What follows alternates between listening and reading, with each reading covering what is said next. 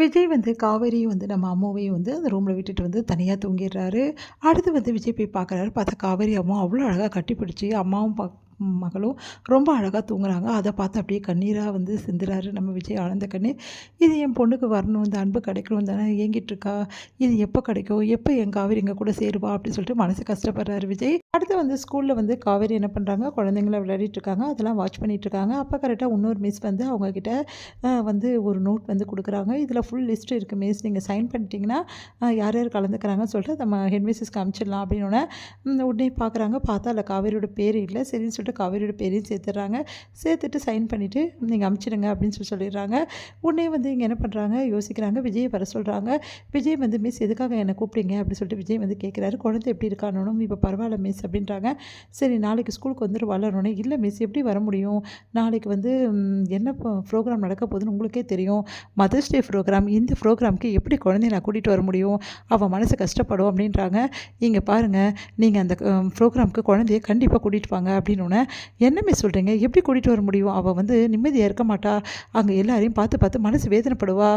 அவள் வேதனைப்படுறது என்னால் தாங்க முடியாது. அதனால் நாளைக்கு நான் வந்து கூட்டிகிட்டு வர மாட்டேன் அப்படின்னு விஜய் சொல்கிறாரு. என்னை நம்புறீங்கல்ல? எனக்காக ப்ளீஸ் கூட்டிகிட்டு வாங்க. அவள் மனசு கஷ்டப்படாமல் அவள் சந்தோஷமாக இருக்கிற மாதிரி நான் பண்ணுறேன். நாளைக்கு அவன் மனசு கொஞ்சம் கூட கஷ்டப்படாது. அதுக்கு நான் கேரண்டி. என் மேலே நம்பிக்கை இருந்தால் தயவுசெய்து நாளைக்கு கூட்டிகிட்டு வாங்க அப்படி சொல்லிடுறாங்க. விஜய் வந்து காவேரி என்ன பண்ண போகிறா, ஏன் ப்ளஸ் சொல்கிறா அப்படின்னு சொல்லிட்டு யோசிச்சுட்டே வந்து போகிறாரு.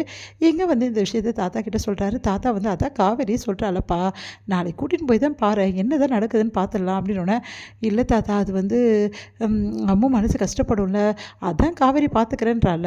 பெத்த தாய்க்கு என்ன தான் இருந்தாலும் குழந்தை மேலே அக்கறை இருக்கும்ப்பா. அவள் முதல்ல பெத்த தாயின்னு அவளுக்கே தெரியாது தாத்தா அப்படின்னு. தெரியலைனாலும் உள்ளுக்குள்ளே ஒரு அன்பு இருக்கும்ல, அது என்றைக்குமே மாறாது விஜய். பத்தாதுன்னு காவேரிக்கு ஞாபகம் இருந்தாலும் சரி, ஞாபகம் இல்லைனாலும் சரி, அம்மு மேலே நிறைய அன்பு இருக்குது விஜய். அதனால் கூட்டிகிட்டு போ அப்படின்னு சொன்னோன்னே சரின்னு சொல்லிட்டு விஜயும் வந்து குழந்தைய கூட்டிகிட்டு போகிறாரு. அப்பா நம்ம ஏன்ப்பா இங்கே வந்திருக்கோம் அப்படின்னு சொல்லிட்டு குழந்தை கேட்குறா. இல்லைடா இன்றைக்கி வந்து காவேரி மிஸ் உன்னை கூட்டிகிட்டு வர சொன்னாங்க. எனக்கு தான் அம்மாவே இல்லையேப்பா, நான் எப்படிப்பா அதில் கலந்துக்க முடியும்னு.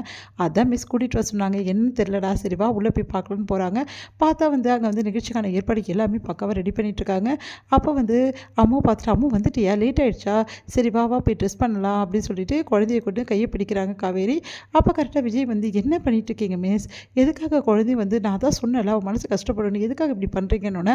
எனக்கு தெரியும் சார், நான் பார்த்துக்கிறேன், நீங்கள் விடுங்க, நீ வா அம்மா அப்படின்னு சொல்லிட்டு கையை பிடிச்சி கூட்டின்னு போகிறாங்க. அப்போ சாரதா வந்து ஏண்டி அவர் தான் சொல்கிறாருல என்னம்மா நான் பார்த்துக்கிறேம்மா அப்படின்றாங்க. என்ன அத்தை நீங்களும் வந்திருக்கீங்க அப்படின்னா, காவேரி தான் இன்றைக்கி எல்லா குழந்தைகளும் டான்ஸ் ஆடுறாங்க, நல்லா இருக்கும் ப்ரோக்ராம், நீ வாமா. அதே மாதிரி அம்மு டான்ஸ் ஆடுறான்னு சொன்னா. அம்மு டான்ஸ் ஆடுறான்னு சொன்னாளா? ஆமாம், அது ஏதோ அம்மும் பண்ண போகிறான்னா அப்படின்னு சொல்லிட்டு சொன்னா அப்படின்னோடனே ஒன்றும் புரியாமல் யோசிக்கிறார் விஜய். இப்போ என்ன தான் பண்ண போகிறா காவேரி? எனக்கு ரொம்ப பயமாக இருக்கு அத்தை.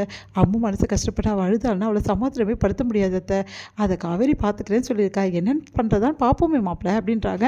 இங்கே வந்து ஸ்டேஜ் ப்ரோக்ராம் கடைக்கு எல்லாம் ஏற்பாடும் பண்ணுறாங்க. அப்போ வந்து கரெக்டாக எல்லா பர்ஃபார்மன்ஸ் வரும்போது நம்ம காவேரி அம்மாவோட பர்ஃபார்மன்ஸும் வருது.